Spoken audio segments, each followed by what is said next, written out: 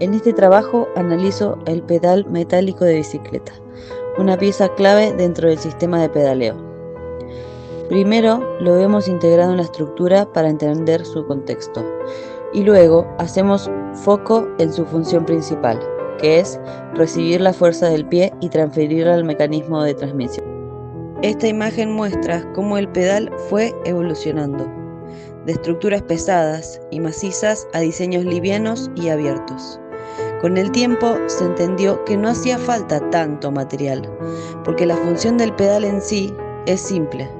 Por eso hoy vemos formas más esqueléticas, más livianas, más eficientes, y dentro de esa evolución ubico mi pedal. El pedal está compuesto por un cuerpo de fundición, un eje que atraviesa la pieza y las superficies laterales que permiten apoyar el pie. Cada uno de estos elementos cumple un rol estructural y ergonómico. Este pedal está fabricado en metal mediante proceso de fundición. Se elige este material por su rigidez, resistencia al desgaste y facilidad de fabricación en piezas de geometría compleja. Primero se diseña un molde que define la forma del pedal. Al ser una pieza de fundición, la geometría debe permitir la salida y evitar zonas finas que puedan fracturarse. La idea básica de explicación de cómo podría hacerse el modelo con molde de arena, digamos que es arena. Esta es una caja, en realidad yo le haría una caja más grande para hacer dos pedales juntos, porque es el modelo. Lo ponemos acá, tuki, lo apretamos bien, queda la forma.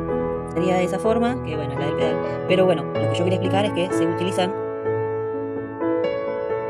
dos cajas. ¿Por qué? Porque acá, aunque no se vea, por dentro, para que sepa un poquito, voy a acerco, por dentro se ve una línea de partición. Entonces está hecho por dos cajas. Hacen primero esta operación que hice yo.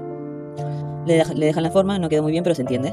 Le dejan la forma y en otra caja igual hacen lo mismo. Y después juntan las dos cajas y quedan pegados. Se supone que el material que se utiliza no se va a caer, entonces queda todo liso. Pero sí tienen que apretar las dos cajas bien para que el líquido de fundición no se vaya para todos lados. Al apretar bien las dos cajas de los costados, por arriba, básicamente, se usa un cilindro como este. Digamos que agarré algo parecido, que justo tiene como ese borde, pero bueno, sobresale más en el hoyo que yo creé. Y esto mismo va acá al medio, que es lo que genera el hueco en el medio. Tiene esos tubitos que sobresalen, o sea que se sobresale, para que se sostenga acá y acá y que quede céntrico, que no se baje. Después hice este hoyo que está en 10-1 porque era muy chiquitito, que es para el círculo este. Básicamente esto es un cilindro y sobresaldría por acá y por ahí, para que también quede céntrico en la arena. Y después para la parte de los costados también hice un hoyo, puse uno solo y puse por dos por eso, porque son tipo, miden lo mismo, son lo mismo. Entonces nada, lo mismo, la misma secuencia. Sobresale para que esté acá y adentro y que quede céntrico y no se baje. Y lo que nos expliquen los otros, que acá se ve un poco mejor, tienen un ángulo que es el ángulo de desmolde, que es básicamente para poder desmoldar la pieza sin que, bueno, sin tener complicaciones. Podemos identificar por dónde entró el metal fundido observando la pieza final. La zona de ingreso siempre queda un poco más gruesa o con marcas.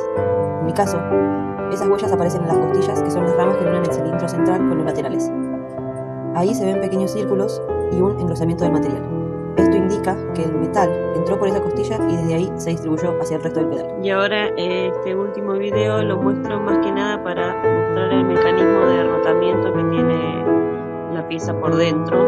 No la fundición, pero sí por dentro, que me parece súper interesante porque no es una rosca, sino que utilizan esas bolitas que se ven, que ahora muestra al final del video.